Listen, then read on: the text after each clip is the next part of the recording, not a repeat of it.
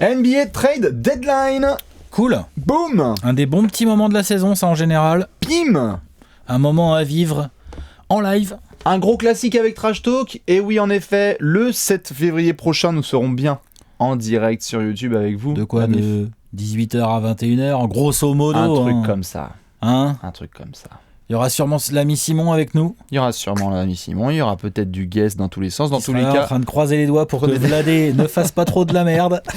Il sera comme ça. Commencez pas à rigoler, vous. Hein, Simon, on est avec toi. Moi, je te soutiens, gars. On le sait, Vladé, il fait pas trop de merde. Donc, non, évidemment, on vous donne rendez-vous. Vous pouvez tout de suite le cocher. Ce sera donc normalement un jeudi. Le 7 février. Et on va donc se faire un petit live pour vivre la folie de la trade deadline. Certains connaissent le classique, on l'a déjà vécu, c'est la folie dernière. Wow, Isaiah Thomas, Derrick Rose, Dwayne Wade de retour à Miami. Peut-être que cette année il y aura des choses un peu plus fun. C'est vrai que le Dwayne Wade de retour à Miami, il était beau celui-là. Moi le téléphone, le Vosges, tu déconnes. Qu'est-ce qu'il fait Qu'est-ce qu'il dit? C'est à vivre. Franchement, c'est à vivre. Et les nouveaux, évidemment, n'hésitez pas à nous rejoindre, ça sera bonheur. Ouais. YouTube, commentaires. Ouais, mais on ouvrira le Discord, tiens, pour la forme. Ouais. Pour se faire plaisir avec tout le monde. Ouais. Prendre des questions, discuter en live. Bien sûr. Et regarder ce que les franchises de l'Est vont nous faire. Vont pouvoir nous faire, tout à fait. C'est donc le petit apéro trade deadline. Exactement, hashtag transition. On s'installe peinard. Petit apéro spécial trade deadline. Elle a donc lieu le 7. Et on a décidé de diviser ça en deux. D'abord la conférence Est, puis la conférence Ouest. On va parler tout de suite de ces équipes dans l'ordre alphabétique. L'idée, c'est de regarder un peu les équipes une à une. Qui doit faire quoi exactement? Ouais, qu'est-ce que tu dois faire si vous êtes tous à peu près fans d'une équipe? Certains sont fans de joueurs plutôt, ou juste de basket de panier ballon, hein, comme on dit. Ouais. Mais parfois on regarde ces équipes et on se dit alors, parce qu'il faut qu'on explique à chaque fois un petit peu le contexte qu'on va faire pour chaque équipe, c'est que tu as des joueurs parfois qui ont des contrats expirants, il y a des managements aussi qui ont envie d'être actifs sur le marché de l'été, donc il faut avoir le portefeuille le plus libre possible. Il y en a qui se reconstruisent et qui ont besoin de pics de draft. Il y en a qui veulent juste compléter un petit peu l'effectif, qui n'ont pas forcément de grosses ambitions, mais qui sont là en train de fureter la bonne affaire. L'échange où il faut une troisième équipe. Il dit attends, moi je vais faire la troisième équipe. Qu'est-ce que tu me donnes en fait? Tu vois, genre voilà. Ah, exactement. Ouais. Il y a plein de petits détails qui font que quand on se rapproche de la trade deadline, on va regarder un petit peu toutes les. On va se mettre en gros à la place de chaque GM et se dire quel est leur état d'esprit. Qu'est-ce qu'il doit faire, à quoi il pense, et tout ça. Et évidemment, on vous attend là-dessus sur vos suggestions parce qu'on sait que les gens qui jouent à la trade machine, alors là, c'est la folie furieuse. Ça passe, ça marche. Ça marche, le cap, il a dit c'est ok. Et donc, on va faire par ordre alphabétique parce que si on commence à faire tout de suite dans l'ordre du classement actuel, on va se faire chier dans les hauteurs et on va parler pendant 3 heures dans les profondeurs. Non, c'est clair que a priori, les équipes les mieux placées sont celles qui bougent le moins. J'ai bien dit a priori. A priori. Parce que qui peuvent nous avons quelques spécimens de garçons qui ont des équipes qui tournent moyennement mais pas si mal, qui pourraient nous surprendre. J'ai pas cité Daniel. T'as pas cité Terry Rozier contre un pic de draft. Et donc en effet, il y a une équipe de Boston aussi dont on pourra parler, mais avant la lettre B de Boston, il y a la lettre A de Atlanta. Atlanta, franchement, très bonne situation. Tout à fait possible qu'ils soient un peu actifs les pépères. Hein. Oui, je peux te le confirmer, nous allons être actifs. On l'avait annoncé d'ailleurs dans la petite vidéo des 30 prévus en 30 jours, nous avons des joueurs que nous voulons marchander. Nous, ce qui est sûr et certain, quand tu es en reconstruction comme ça... Toi, t'es pas là pour ajouter du mec qui va te faire gagner, tu t'en fous. Non, tranquille, tu veux essayer d'avoir du cap pour cet été et tu essaies d'avoir des pics de draft. Donc, t'as des contrats un peu qui t'emmerdent, genre celui de Bazemore notamment. Ken Bazemore, Dwayne Dedmon, Jeremy Lin, ce sont les 3 qui ont la plus forte probabilité de bouger. Jeremy Lin est en fin de contrat, il est agent libre non restreint à la fin de la saison, donc lui en juillet il n'y a plus de contrat chez les Hawks. C'est ça. Maintenant effectivement... Et il intéresse beaucoup d'équipes parce que vétéran... oui, c'est-à-dire que t'es une équipe de play-off ou pas loin. Sacramento. Et tu te dis que un tout petit peu de profondeur sur tes lignes arrière poste 1-2 t'intéresse, et qu'en plus tu récupères un contrat expirant, donc finalement tu t'engages que sur quelques mois. En gros, tu t'engages pour la fin de saison et les playoffs, quoi. En gros, tu peux éventuellement passer ton petit coup de fil à Travis Schlenk. C'est ça, c'est Travis Schlenk. Tout à fait, Travis Schlenk, ancien des Warriors, et donc les Kings notamment sont chauds. Et lui dire salut Travis, moi Jeremy Lin, je dis pas non. Mais tu prends quoi en échange? Qu'est-ce que tu veux? Et donc souvent, tu essaies de piquer un petit pic de draft ici ou là. Donc ça, c'est l'objectif. Forte chance. Peut-être un joueur, parce que le problème, c'est qu'il faut trouver une équipe qui puisse encaisser les 13 millions dans son cap quand même. Oui. Tu peux te faire filer un joueur. Hein. Tout à fait. Après, soit on prend du joueur, soit aussi on prend un petit agent libre par la suite quand les mecs peuvent devenir un peu... tu sais, les vieux vétérans que tu peux acheter. Un autre contrat expirant, en fait. Un autre petit contrat expirant. Mais un joueur qui joue... Parce que Jérémy Lin est un contrat expirant, mais ça reste un bon joueur que tu as envie d'avoir dans ta rotation. Bien sûr, et on avait envie de savoir justement s'il pouvait revenir sur ses jambes après les pépins de physique de la dernière. Ça a l'air d'aller. Ça va très bien, c'est un joueur donc d'expérience. Lui, Dedmon aussi, c'est vraiment dans l'ordre, c'est Jeremy Lin, Dwayne Dedmon et Ken Bazemore. Parce que Ken Bazemore, le plus gros problème, c'est vraiment son salaire. Il faut encaisser 18 millions tout de suite sur un trade. Cette année et 19 l'année prochaine. Oui, et pourtant, c'est clairement le plus productif et capable de s'ajuster le plus vite possible. Genre, tu intègres Ken Bazemore dans n'importe quelle équipe aujourd'hui, il n'a pas trop besoin du ballon et tout. En fait, tout dépend de tes besoins. Si tu as plus besoin d'un peu de profondeur sur l'aile, un mec qui défend et qui peut rentrer quelques 3, Ken Bazemore, ça t'intéresse. Le problème, c'est son salaire. Si tu es plus en mode leadership et création. Une équipe qui se dirait, genre, je sais pas, par exemple, je dis n'importe quoi, genre Utah Jazz, pourrait se dire un petit Jérémy Lin dans notre rotation sur les lignes arrière. Est-ce que ça nous intéresserait d'avoir un ball handler un peu qui sait attaquer le cercle, c'est pour ça que comme ça, tu vois. Tout à fait, c'est pour ça que Sacramento notamment, il y a eu des rumeurs dessus parce que Sacramento ils aimeraient vraiment. T'as la profondeur de De'Aaron Fox, voilà, et puis derrière De'Aaron Fox et Buddy Hield, c'est vrai qu'un petit Jérémy Lin, tu dis pas forcément. C'est compliqué parce qu'ils ont pas trop Frank Mason, etc. C'est un peu short. Et Dwayne Dedmon, parce qu'on l'a vu, c'est un col bleu qui va faire le boulot et qui tape sur les fesses de ses coéquipiers. Oui. Bon coéquipier. Voilà, mais ça, on verra. Ouais, il y a du package. Mais en tout cas, Travis Schlenk, clairement, va essayer de choper du pic. Ouais, clairement. Et je pense, pour le coup, que l'effectif, en tout cas, sera différent. Des petits pics de draft pour mettre de l'essence dans le tank. Ouais, exactement. Et que l'effectif sera différent après la trade deadline. Je pense qu'il va y avoir du transfert. Attention aussi, même si ça se passe bien avec lui, à Alex Len aussi, qu'on vous a chopé en pareil, en signature juste petite valeur, hein. Ouais, bien sûr. C'était la qualifying qu'on lui a pas filé, c'est ça Un truc comme ça, je crois. Bref. Donc bon, voilà. Ça, c'est pour les Hawks. Donc, si vous aimez bien Atlanta, comme moi, salut les 7 fans des Hawks en France, eh bien, nous allons normalement faire du petit transfert. Eh ben, lettre B, on commence tout de suite par Boston. Oh putain, Boston. Alors là, c'est un dos. Par où tu commences ? Déjà, la question, c'est est-ce que Danny Ainge va bouger à cette deadline ? Arrête. Tu peux la refaire en Pascal. C'est pas sûr, parce que sur le papier, l'effectif, tu l'as dit toi-même pendant la preview, en début de saison, sur le papier, l'effectif des Celtics, le plus deep, on peut discuter, mais il est deep. Tout à fait. Il est deep, les postes sont doublés, il y a du talent, il y a des jeunes, il y a un vrai leader technique qui est Kyrie Irving. Oui, ils ont un trompas du vestiaire. Il y a de la défense, tu vois, il y a beaucoup de choses. Ils veulent cet effectif pour le début des playoffs dans l'idéal. Voilà, sur le terrain, on s'aperçoit qu'il y a un peu plus d'irrégularité que la saison dernière. Ouais, et en dehors. En dehors ou pendant les temps morts, on s'aperçoit qu'il y a moitié des micros-embrouilles. Il y a Terry Rozier, certainement, n'est pas satisfait de son temps de jeu. Il y a Marcus Momo qui est à 2 doigts de s'embrouiller avec Jaylen Brown en bord de terrain. Sur la même image, on voit Gordon Hayward derrière qui a l'air d'en avoir mais rien à battre. Pas du tout. Est-ce que Gordon Hayward est si bien intégré que ça à ce collectif ? Comment ça fonctionne ? C'est des questions. Moi, j'ai pas les réponses, tu vois. C'est des questions que je me pose quand je vois les Celtics jouer. Bien sûr, tout à fait. Donc après, à partir de là, est-ce que Danny Ainge va déjà vouloir anticiper ? Donc Terry Rozier, fin de contrat. Oui. Enfin, tu as restricted free agent à la fin de la saison. Tu as clairement Terry Rozier, Marcus Morris. Jaylen Brown. Alors ouais, parce que lui, est-ce que tu lui fais une extension ? Alors clairement au niveau contractuel, c'est sûr. Oui, combien tu lui donnes ? C'est sûr. Maintenant, tu as Terry Rozier sûr et certain parce qu'il y a le côté restricted en effet qui fait qu'il va être pas mal dans les tuyaux.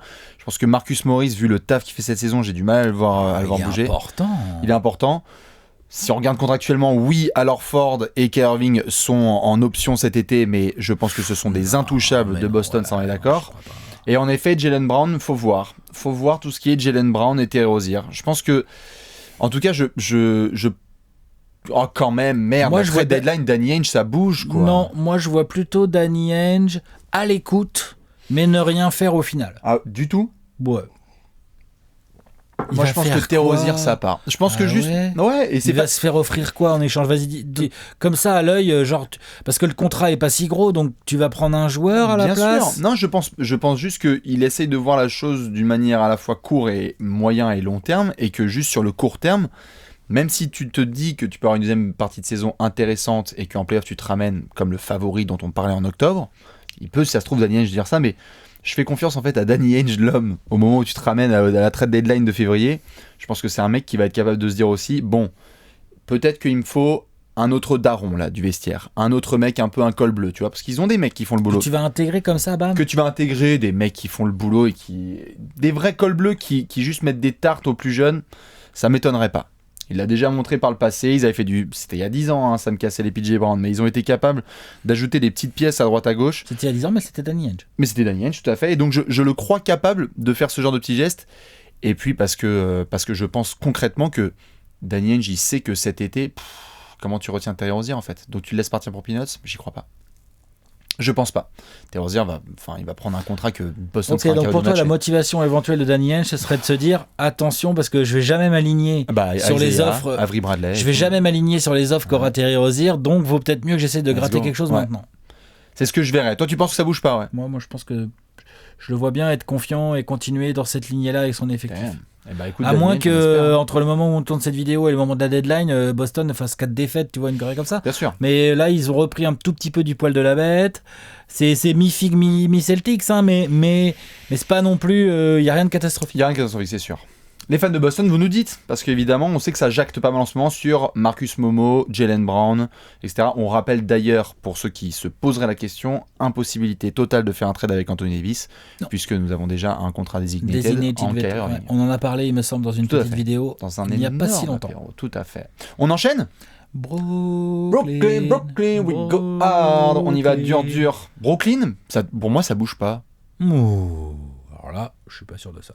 Déjà, il y a le cas Kenneth Faried. Déjà. Oui, bon, ça bouge pas.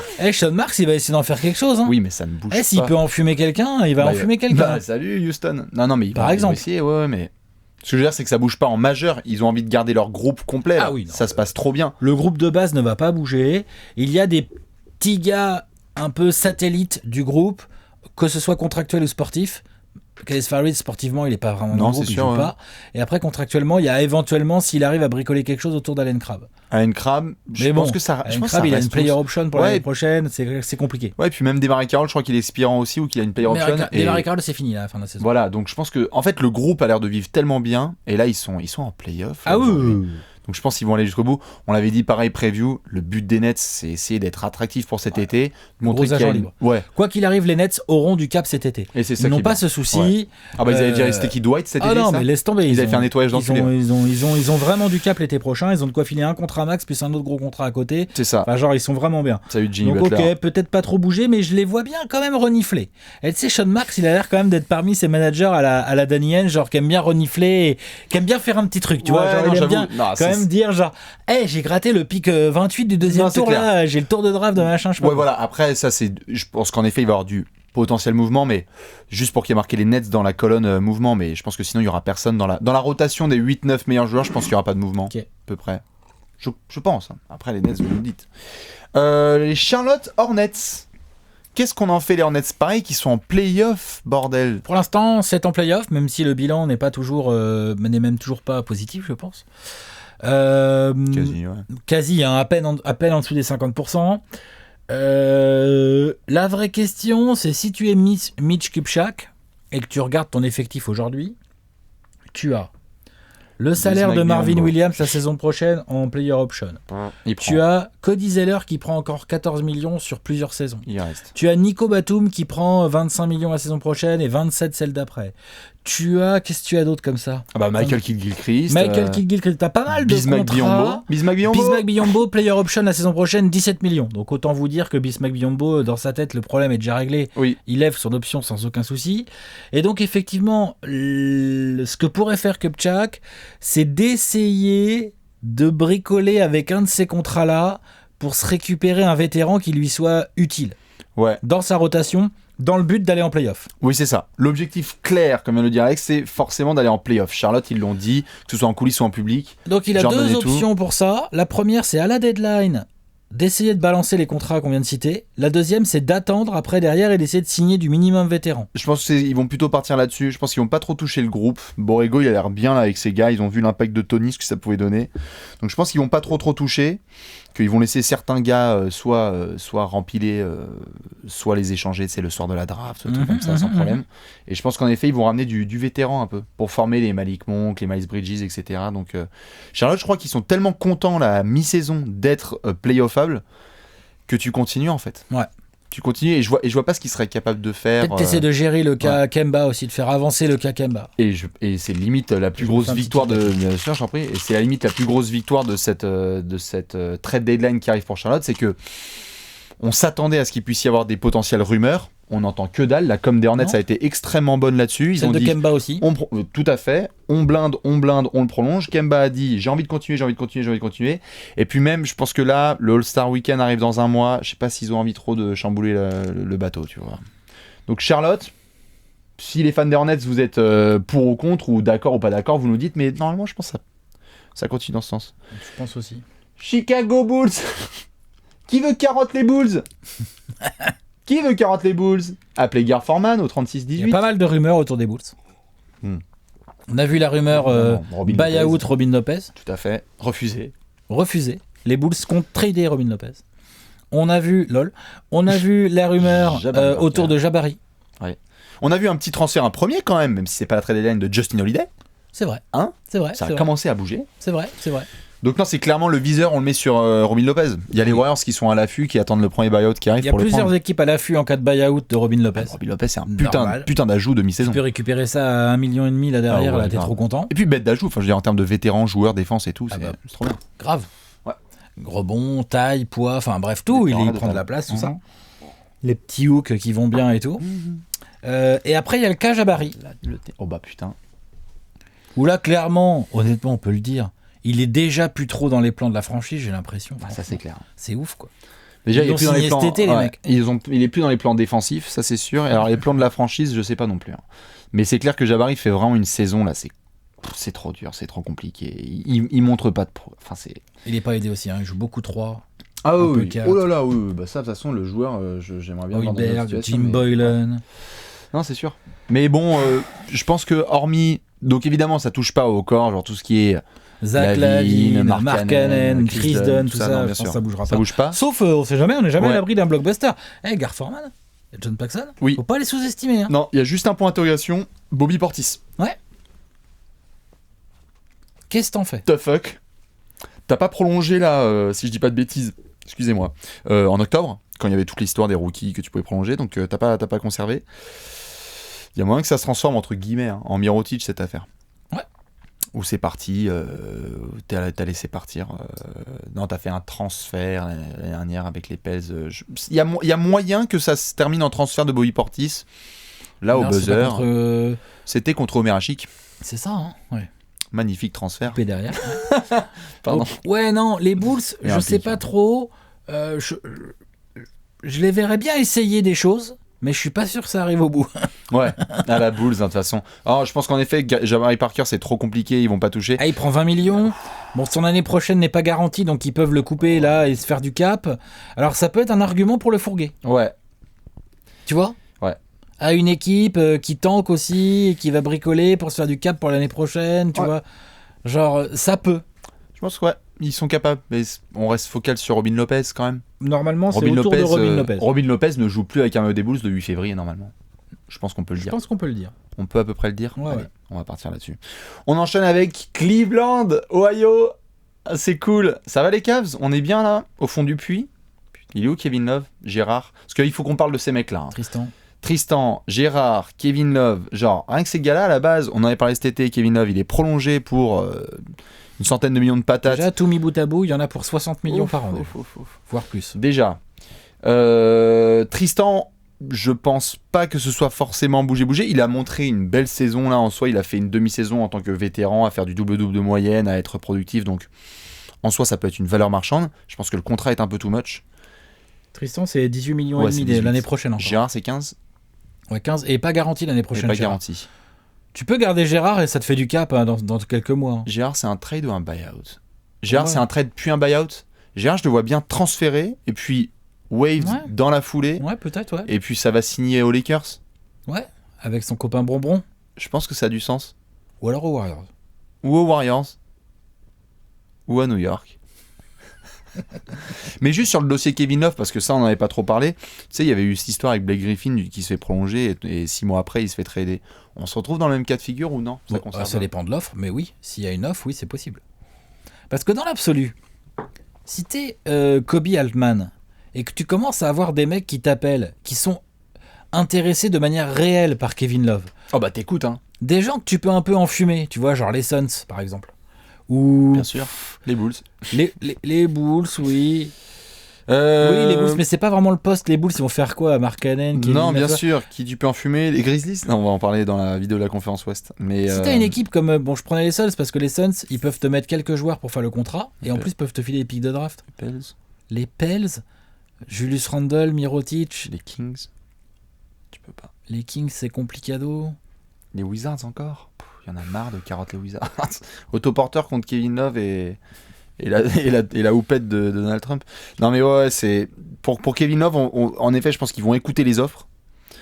Mais quand même, merde, ça reste. Bah, soit ils vont se faire proposer du jeune avec du talent plus du tour de draft et ils vont réfléchir. Ouais. Tu vois? Ouais. Quand même, il faut encaisser un Kevin Love. C'est combien? C'est 25 millions? Oui, mais si t'es Brooklyn, tu lui dis je te donne Allen Crabbe, je te donne je ne sais pas quel autre gars qui complète à peu près le salaire et je te donne mon pick de draft. Mais tu me files Kevin Love. Ouais, mais non, tu vois, ouais, bah c'est ça en fait. Bon, après, c'est l'exemple de Brooklyn, mais je pense que Brooklyn, ça, ils viennent de reprendre leur pick de draft. Et ça fait 7 ans qu'ils attendaient qu'ils puissent piquer à la draft. Je pense que les mecs, maintenant qu'ils l'ont cette saison, ils vont aller en playoff. Ils en ont rien à foutre de leur pick de draft. Ils vont essayer d'aller en playoff. Ils vont essayer, mais ils sont partis pour. Bien sûr. Aujourd'hui, si tu questionnes les fans de Brooklyn, Sean Marks, Kenny Atkinson, les mecs te disent non, on est là pour jouer les playoffs. Oui. On est d'accord. Bien sûr. Donc, dans cette optique-là, essayez d'améliorer l'effectif en récupérant un contrat garanti sur un mec qui reste un All-Star. Ouais, mais un All-Star ou qui joue 60 matchs, il est trop bon, hein, Kevin Love, mais qui joue 60 matchs par saison et qui est sûr et certain dans ton cap, alors que t'as un été où tu peux avoir un max de cap. Ah non, mais clairement, attention. Pas sûr. Mais ouais, on va surveiller Kevin Love parce que ça peut être option. Bien sûr. Je dis juste qu'ils ont le profil de gens qui peuvent faire une offre qui intéresserait les Cavs. Parce qu'après, c'est qui va faire des offres qui intéressent les Cavs? Le Heat? Non, Riley, il bouge pas. On va en reparler après, mais Patoche, il bouge tellement pas. Putain, les Kings? Les Suns? Il y en aura des franchises comme ça qui vont essayer d'eux. Hein. Je sais pas, les Kings, je connais pas bien leur contrat. Clippers, pour essayer d'être plus attractif sur l'été de ce marché. Mais Clippers, c'est-à-dire qu'il faut t'as Tobias Harris et Gallinari un peu sur des postes un peu similaires. Les Clippers, on va en reparler dans une deuxième vidéo, je pense, mais c'est un peu différent, quoi. Les Rockets? N'empêche. Bah, n'empêche. Vas-y, hein. Vas-y. Va les appeler, là, ils sont en panique. Donc, on en parlera là aussi dans une autre vidéo. Mais bon, ok, pour les Cavs, en tout cas, vraiment ciblé Tristan, Gérard, Kevin Love. Ça veut pas dire qu'il n'y aura pas de mouvement autour, mais ça fait déjà un peu trois profils sur lesquels on va partir. Parce qu'évidemment, tout ce qui est Rodney ou des compagnies, ça on verra. Clarkson aussi. Franchement, les Cavs, honnêtement, je pense que tout le monde est transférable là-dedans. Franchement. Ils ont l'air tellement chauds sur Colin Sexton. Allez, peut-être que Colin Sexton n'est pas transférable. Et encore, je demande à voir. Oh, la phrase. Mais ce que je veux dire par là, c'est que je pense qu'aujourd'hui, tu appelles Kobe Altman. Il décroche déjà. Et après, il te dit, bon, il y a quelque chose qui t'intéresse chez moi. Fait comme sport que Colin Sexton. Non, mais tu vois, franchement, je pense que quand t'appelles Kobe Altman des Cavs, il est à l'écoute. Ouais, grave. Puis de toute façon, Dan Gilbert lui met un gun sur la tête et il fait tu vas écouter, oui. On enchaîne avec les Pistons. Ah, ils sont contents, hein, les Pistons. Hein. Superbe deuxième partie de première partie de saison. Donc les Pistons sont envie d'aller en playoff. Intéressés par n'importe quel extérieur qui a un minimum de talent. N'importe quel externe. On rappelle que donc t'amènes, c'est Reggie Jackson et José Calderon. Qu'ensuite tu as Reggie Bullock et Luke Kennard. Qu'ensuite tu as Stanley Johnson, Glenn Robinson le 3 et Jean-Michel Fest le 5. T'as besoin, quoi qu'il en soit, d'aide.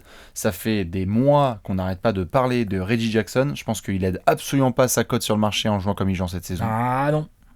C'est encore combien ça? C'est 16. Ah, c'est 15-16 patates. 15-16 patates minimum, hein, Reggie Jackson.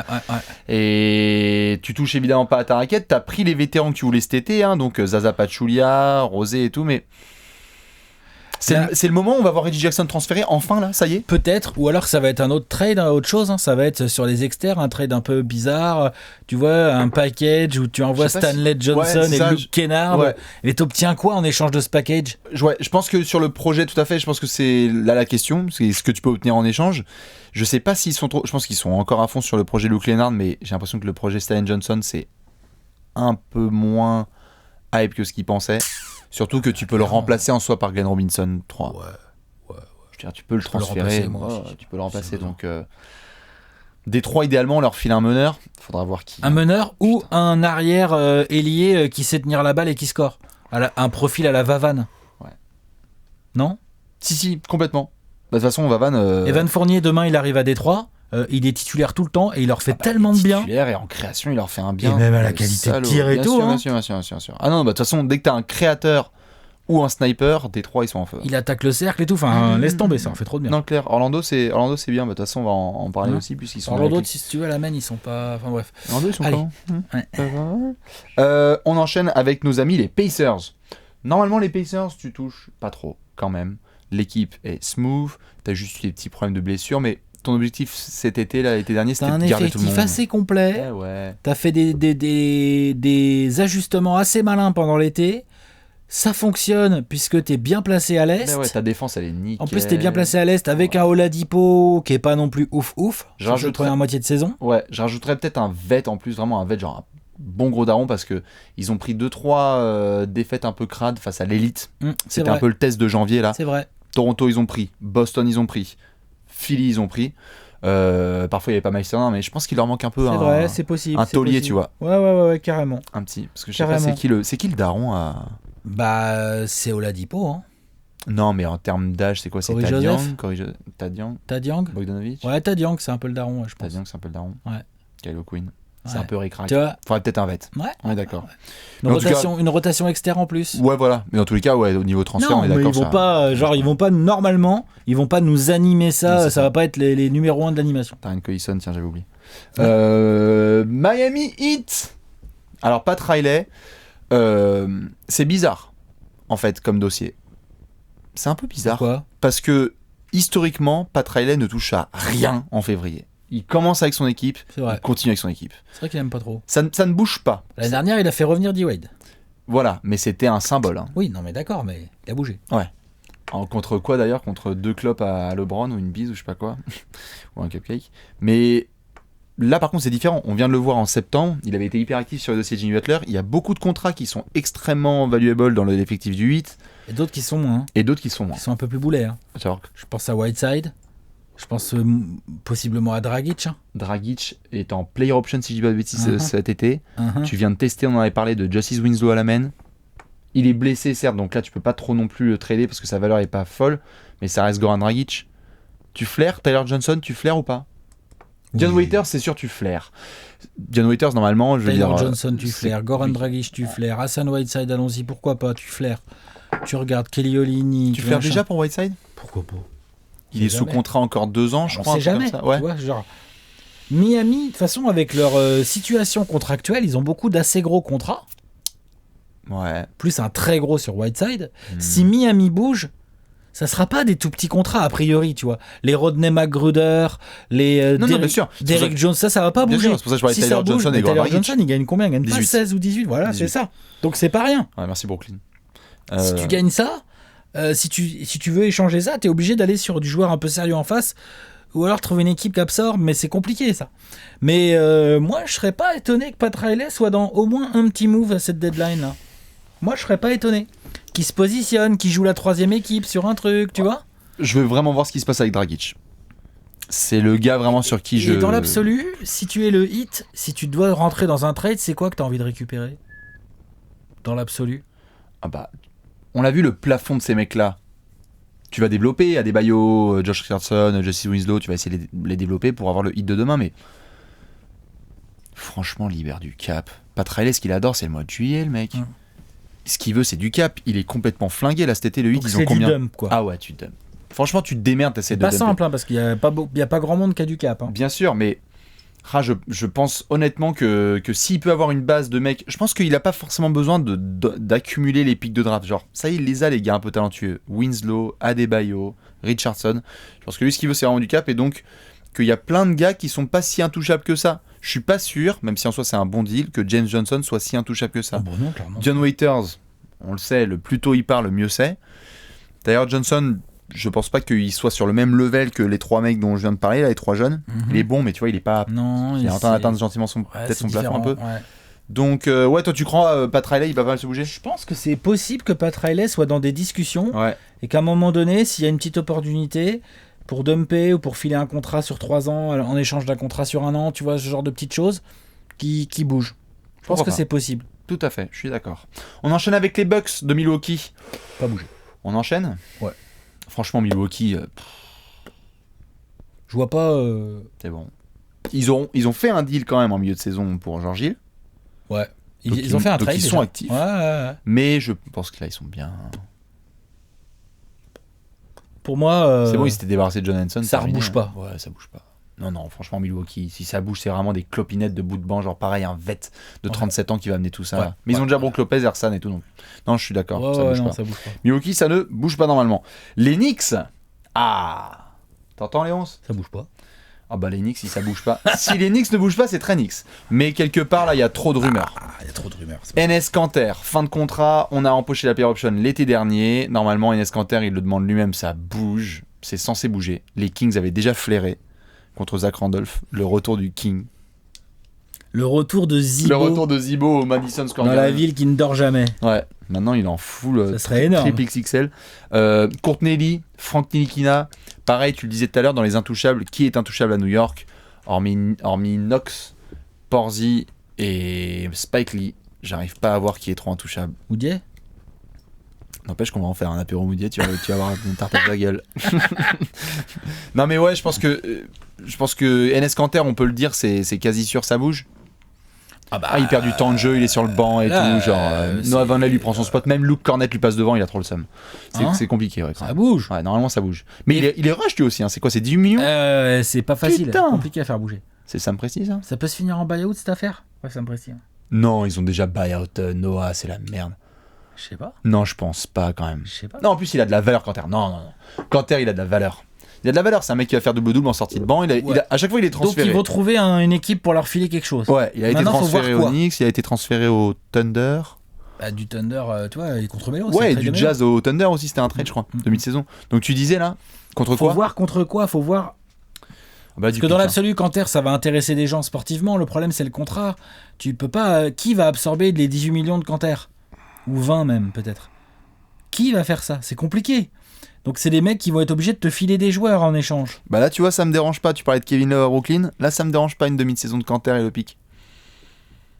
Comment ça? Contre Allen Crabbe? Ouais. Et t'as du cap. Et tu récupères Brooklyn fait une affaire, parce que mais tu crois que les Nets et les ça serait une affaire pour Brooklyn, parce que Allen Crabbe il a une player option à 19 millions la saison prochaine. Autant vous dire que c'est un peu comme Biyombo ça. Allen Crabbe va faire non mais je reste, c'est bien 19 millions, ça me va. Enes Kanter en sortie de banc des Nets, ça peut le faire. Enes Kanter il va où? Ça c'est une vraie question parce que je pense qu'il peut bouger. Frank Ntilikina, ça bouge ou ça reste? J'espère pour Frank que ça bouge. Ouais, rumeur, Orlando, Phoenix évidemment, hein, tout ce qui n'a pas de meneur. Dallas aussi. Sur Frank, ouais, tout à fait. Ils vont faire la spéciale. On aurait dû prendre Dennis Smith Jr., on aurait dû prendre Frank. Je pense quand même que ça reste encore un peu. Au moins sur la fin de saison. Non, pas sûr. Il a pas un très gros contrat, il est encore rookie, il a du potentiel. Ouais, voir. Il peut intéresser des équipes et New York peut, en fonction des offres qui vont être faites à New York, potentiellement autour de Frank, New York peut. Ce sera peut-être pas un package qui tournera autour de Frank, mais Frank peut partir quelque part avec Kanter, par exemple. Ouais, tout à fait. Tu vois? Après, il faut voir aussi si ça tangue bien en fin de saison. Tu vois, peut-être que Frank aura encore plus de temps de jeu que là. Il faut voir les projets exacts. Et là, à ce moment-là, si tu vois, il a peut-être un peu plus de valeur à la draft. C'est facile quand de il y a comprendre du trade. quels sont les projets de Fisdale et du management d'Enix avec leurs joueurs. Tu sais pas sur qui ils comptent. Ouais. C'est très bizarre. Il y a clairement quand même Knox sur lesquels ils lui donnent 50 minutes par match. Ouais, mais même il lui donne 50 minutes par match, tu vois, genre sinon il y a beaucoup de rotation en termes de minutes où les mecs se partagent la gonfle. C'est un peu bizarre quand même la structuration du truc. Donc Télénix t'espère récupérer du pic de draft à n'importe quelle équipe un peu border qui peut récupérer Kanter. Vous êtes les Knicks, vous faites ça. Vous avez un bête de remplaçant, vous vendez la cam. Vous dites gars, Kanter, il frappe LeBron. 14 points, 10 rebonds, assuré mon pote. Dès qu'il arrive chez toi, il dit je veux finir toute ma carrière chez toi. Ouais. Où qu'il aille. Il avait dit, le Thunder. New York, je vais après, y faire toute ma life. Il se fait trader aussi, le pauvre. Bien sûr, mais bon, il est génial comme coéquipier. Il vient de défendre et tout, mais enfin, il vient te défendre. Hein. Il vient pas défendre. Bon, les Knicks, voilà un petit peu ce que ça peut donner. Orlando, gros dos. Bonheur. Ton but, c'est d'avoir un meneur de jeu. Il jeu. leur faut un meneur et puis un meneur. Et puis sinon, il leur faut un meneur aussi. Ouais. Et il faut prendre une décision claire avec le nouveau management sur Nikola Vucevic. Ouais. Est-ce que... Ça a l'air safe quand même. Hein. Ils ont l'air de prolonger. Hein. Putain, c'est chelou quand même. De prolonger Vucevic, tu veux dire en fait, je pense aussi que ça dépend du tarot qui demande Vucevic. Il va demander, vu la saison qu'il fait. Mais oui, mais concrètement, combien il peut obtenir ? Que ce soit du Magic ou ailleurs. C'est pas si simple, hein.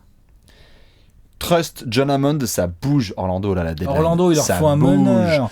Là, ils ont été dans les rumeurs avec Dallas pour Dennis Smith Jr. Dennis Smith Jr, Terry Rozier. Bien sûr, ils sont sur Terry Rozier. Dès qu'il y a du meneur, le truc, c'est qu'Orlando, imaginons, t'es Orlando, t'es John Hammond. Allô, Danny Ainge.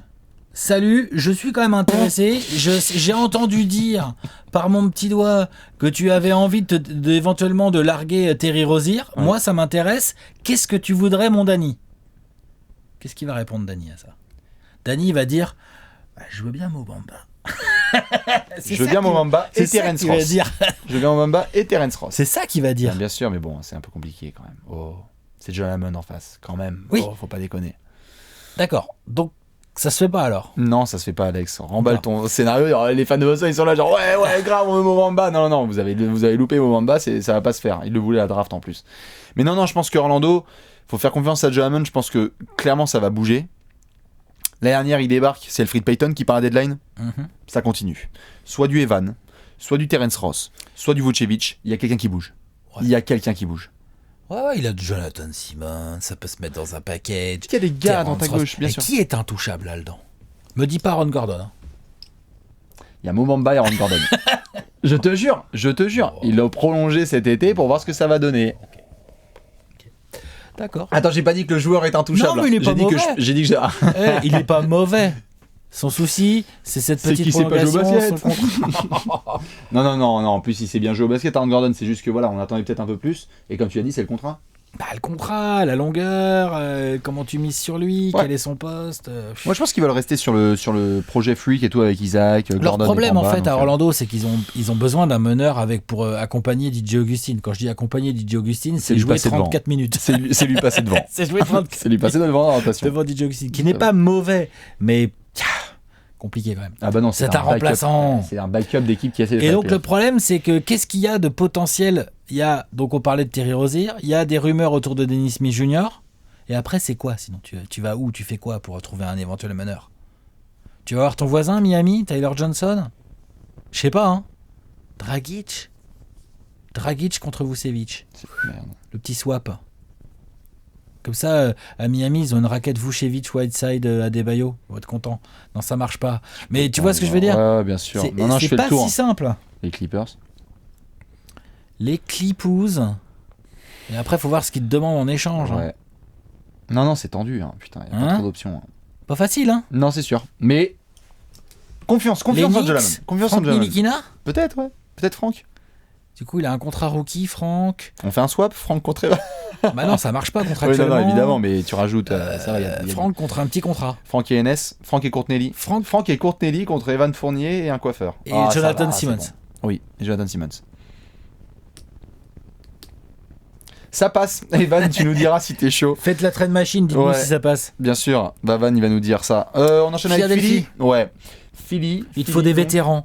Il te faut du shoot, il te faut des vétérans. Du banc, du shoot, du vétéran. Tu touches pas à tes expirants. Normalement, Gigi Redick, Jimmy Butler, tout ça, là, c'est eux qui ont pêché au Corey Brewer, là. Hein. Ouais. Bon. Typiquement, c'est ça. L'année dernière, ils ont fait Bellinelli et Ilyasova. Tu touches à Wilson Chandler ? Non, tu gardes. Non, il est pratique, hein. Il défend, il peut shooter. Moi, dans ce que je vois de Philly ces derniers temps, je pense que Wilson Chandler, aujourd'hui, c'est un titu. Hein, ça va. À Philly. Il fait le taf. Franchement. Tu rajoutes du daron en sortie de banc qui puisse remettre les gars dans l'ordre. Si possible, des ailiers, quoi. C'est-à-dire des mecs des 3-4 qui shootent. Parce que sur les arrières, t'as McConnell. JJ. Ah bah t'as quoi ? Vas-y, dis-moi. C'est quoi tes trois ? Ouais. C'est Butler, Wilson, Chandler et derrière, il y a quoi ? Fourcan. Donc Corey Brewer maintenant. Moi c'est à l'intérieur parce qu'ils ont Jonah Bolden, non ? Sinon en rotation c'est tout. Un petit pivot derrière Embiid. Muscala non ? C'est un 4-5 ouais. Ah bah c'est à l'intérieur. Oui bien sûr. J'ai pas rêvé. Mais tout à fait, mais je veux dire par là ils ont ce dont tu parlais, c'est-à-dire le Ilyasova de l'année dernière. Un petit Robin Lopez. Tout à fait. Le Ilyasova Move de l'année dernière, quand ils ont fait Ilyasova, Begnani et tout ça. C'était bien. Bien sûr. Un petit Robin Lopez, eux, ils cracheraient pas dessus. Bien sûr, normalement, Philly, ça devrait bouger. Et là, normalement, il nous reste 2 franchises à l'Est, si je dis pas de bêtises. Une qui va probablement pas bouger, Toronto, franchement. Toronto, ça bouge pas, t'es peinard, t'es au top de l'Est, t'es content, Kawhi est peinard. Effectif archi complet. Mais oui. Ultra deep. Non, tu touches à rien. Même Valanciunas n'est pas tradable. Non, moi je pense que ça bouge pas. Vu comment il leur fait du bien en sortie de banc, tu touches up. Et il nous reste les génies. Et il nous reste Washington. Donc là, deuxième apéro, les 11, tu cut. Donc non, évidemment, les Wizards, on va s'en occuper pour finir la conférence Est. Washington, on le sait, ils l'ont dit publiquement en décembre, il y a quasiment personne d'intouchable. Je pense que Bradley Beal est gentiment rentré dans la case des intouchables. En un mois, le mec... Là, s'il nous trade Bradley Beal là, alors là, énorme lol. Ça dépend ce qu'il y a en face. Tout à mais fait, bon, quand même, j'ai du mal à y croire. John Wall, le contrat est un peu trop important, c'est trop compliqué de le transférer. Trop dur, John Wall. C'est que John Wall, en plus, il y a un trade kicker en plus. T'as vu ça, le coup de trade kicker bien sûr. Par contre, Otto Porter, ce qui est cool, c'est que là, récemment, il a pas mal joué. Il a montré qu'il pouvait avoir le level. Son contrat est un peu violent. Voilà, merci. Son contrat est extrêmement violent. Je vois pas du tout qui va te prendre ça. Otto Porter ? Qui va te prendre Otto Porter ? Vas-y, sérieux. Franchement, vas-y, trouve-moi quelqu'un. Les équipes de l'Ouest sont capables de prendre 24 millions là dans la musette ? Fait chier. Brooklyn, ils vont venir te voir, ils vont dire il y a pas de problème, mon pote, on va te donner Allen Crabbe et. Attends, Washington, ils ont dit ils tankent pas. Tu veux pas aller voir Portland et leur filer genre. Et tu leur reprends. Otto Porter et tu leur prends quoi ? Myers Leonard. Et Mo Harkless. Ça doit faire le compte à peine. Ça va être un peu juste. Faudra rajouter Non, mais après on balance, hein, c'est des exemples de transfert. D'ailleurs, n'hésitez pas à balancer, mais il est clair que Otto Porter, je sais pas s'ils ont envie de continuer à fond la caisse. Il est en sortie de banc, bon après de retour de blessure, mais je crois vraiment qu'ils ont envie de faire Bradley Beal et bouton off, quoi. Genre vas-y, c'est bon. Washington peut tout à fait nous animer la trade deadline. Ah oui, et par contre, Washington ça bouge, hein, parce que Bojan Bogdanovic contre le piqué de Jarrett Allen, c'est eux. Et puis attends, Yann Mahinmi peut tout à fait être tradé. Yann, ça peut bouger, tout à fait. Comment il s'appelle Markieff Morris peut tout à fait être tradé. T'as des Satoransky, des machins, des trucs. Enfin, tous ces gars-là peuvent tout à fait bouger dans des trades. Hein. Il y a que Bill, tout à fait d'intouchable. Pour moi, il y a que Bill. Ouais. Et évidemment, John Wall, dans le sens où son contrat me paraît tellement compliqué à trader. En plus, il est blessé, il est out pour la saison et tout. Il a une gueule de tolard, enfin c'est génial. Plus il a bien montré des bonnes grosses qualités de bon leader là. Ah non, c'est c'est compliqué. Ouais, Bradley Beal, non, je pense qu'ils vont essayer de construire autour. Maintenant qu'on a fait le tour un petit peu de toutes ces franchises, dites-nous vous ce que vous voyez comme petit transfert. Alex, je te pose la question, quelle équipe, une ou deux équipes que tu vois clairement là dans la conférence Est animer cette trade deadline ? Là dans les équipes de l'Est ? Ouais. 2, tu te dis putain là c'est sûr ça va bouger. Ouais. Et vous nous dites. Orlando qui veut faire les playoffs. Un bâtard. Et je te laisse les Knicks, je prends Washington. Les Knicks et Boston. Ouais. Ah quand même. Ouais. C'est possible. Moi je suis sceptique, mais c'est possible. Tu crois que Washington on n'a pas cité Détroit, mais putain, si Détroit bouge pas. Si Détroit bouge pas. Statu quo. Alors là, franchement. Si Détroit fait statu quo avec leur level en ce moment là. Je comprends plus rien. Ouais. Non, Détroit, c'est impossible, ça bouge. En plus, ce qui est bien, c'est qu'ils ont pas trop de gros contrats à Détroit. Non, tant bien. Ils sont tranquilles. Ok, Ok, bon, c'est pas mal la petite conférence Est. Ouais, voilà pour cette petite conférence Est. Donc évidemment, nous, après, on va enchaîner sur l'Ouest. On va se faire la même en grand format. On va aller chez Chris Paul Pénard pour voir ce qu'il y a comme transfert. Mais dites-nous surtout qui vous voyez comme joueur transférable, parce qu'on n'a pas pu tout couvrir. Et puis surtout, suivez bien sur les réseaux sociaux. Nous, on va commencer à envoyer des news à fond la caisse, rendez-vous jeudi 7 février en live. Et rendez-vous le 7 en live, tout à fait. On enchaîne avec l'Ouest. Ciao. Allez, à l'Ouest. Ciao.